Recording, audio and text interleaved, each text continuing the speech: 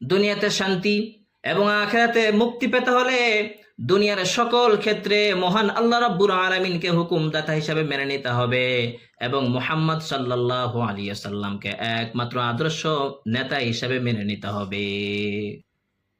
নতুবা যারা জাহান্নামে যাবে তারা সেদিন আল্লাহ রাব্বুল আলামিনের কাছে বলবে, ওয়াকালু রাব্বানা ইন্না আতা'না সাদাতানা ওয়া কুবারানা ফাআদাল্লুনাস সাবিলা রাব্বানা آتهم ضعفين من العذاب والعنهم لعنا كبيرا।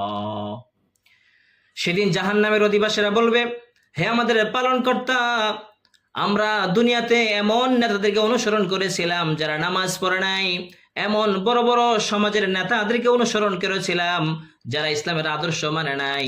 ওই নেতাগুলো আমাদেরকে পথভ্রষ্ট করেছে, ফাআদাল্লুনাস সাবিলা, তারা আমাদেরকে গুমরাহ করেছে। রব্বানা আতিহিম দিআফাইনি মিনাল আযাব, হে আমাদের পালনকর্তা, আপনি তাদেরকে আজকে কিয়ামতের ময়দানে কঠিন বিচারের দিনে তাদেরকে আপনি দ্বিগুণ শাস্তি দান করেন, ওয়ালা আনহুম লা'নান কাবীরা, এবং আপনি তাদেরকে অভিশাপ দেন এবং আপনি তাদেরকে লানত দান করতে থাকেন। এই জন্যে দুনিয়াতে এমন কোন নেতাকে অনুসরণ করা যাবে না যে নেতা ইসলামের জন্য কাজ করে না, যে নেতা জনগণের জন্য কাজ করে না, যে নেতা কোরআনের শাসন চায় না। কিন্তু আজকে সমাজ ব্যবস্থা, আজকে আমরা এমন নেতাদেরকে ফলো করি, এমন আদর্শকে আমরা ফলো করি যাদের মধ্যে নামাজ নাই, যাদের মধ্যে ইসলামের নেতৃত্ব নেই, যাদের মধ্যে কোরআনের বাণী নেই। এরকম নেতাদেরকে কখনো অনুসরণ করা যাবে না।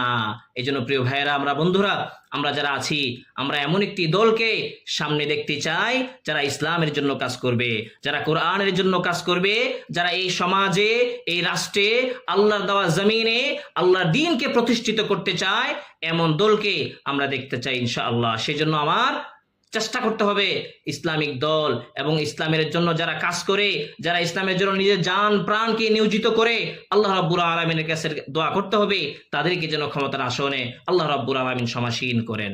আমরা সবাই দোয়া করবো ইনশাআল্লাহ।